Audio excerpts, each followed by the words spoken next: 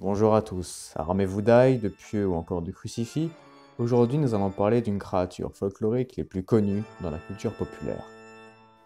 Que ce soit dans la littérature, le cinéma ou les jeux vidéo, le mythe du vampire est proéminent. Alors nous allons faire un petit retour dans le passé pour voir de plus près les origines de cette créature. Des mythes se rapprochant le plus aux vampires remontent à l'Antiquité, plus précisément à la Grèce antique.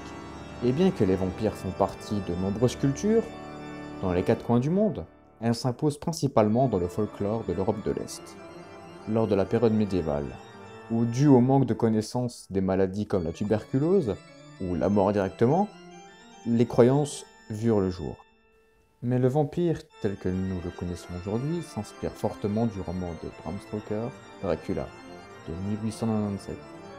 Ainsi sont suivies une flopée d'adaptations, jusqu'à nos jours. Originairement, son roman fut influencé par les légendes sur le prince Vlad Tepes, connu comme sanguinaire et cruel. En 1922 sortit le film expressionniste muet Nosferatu, réalisé par Murnau, racontant l'histoire du comte Orlok dans son château en Transylvanie, prenant d'assaut ses voisins, à la recherche de son essence de vie, le sang. Ainsi, durant les années 20 à 60, la société de production Universal Pictures produit une série de films d'horreur, connus sous le nom de Universal Monsters. Le premier univers cinématographique vu le jour. Le studio retraça les aventures des différents monstres de la littérature et fut un premier crossover entre ces personnages en 1943, avec Frankenstein rencontre le loup-garou. Introduit en 1931, un nouveau film Dracula sort en 1945, connu sous le nom La Maison de Dracula, interprété par John Carradine. Au XXe et XXIe siècle, divers films de vampires sortirent.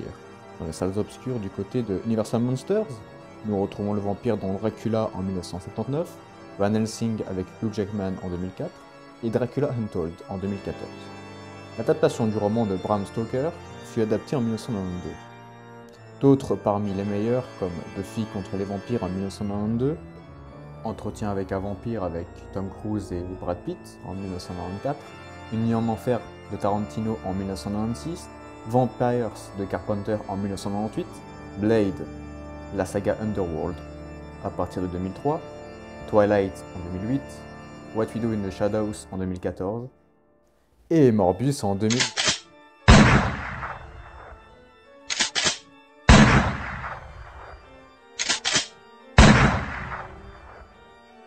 Finalement, être un vampire, c'est pas si mal, mais on va oublier celui-là. Donc, les vampires sont vraiment une figure ancrée dans le cinéma depuis une centaine d'années. Et ce n'est pas prêt de s'arrêter. Le prochain à arriver sur le grand écran sera Renfield, avec Nicolas Cage, dans une comédie d'action. En termes de séries, nous avons Supernatural, The Vampire Diaries, Buffy contre les vampires, Penny Dreadful, The Originals, What We Do in the Shadows, sont parmi les plus connus. C'est donc la fin de cette vidéo. À la prochaine!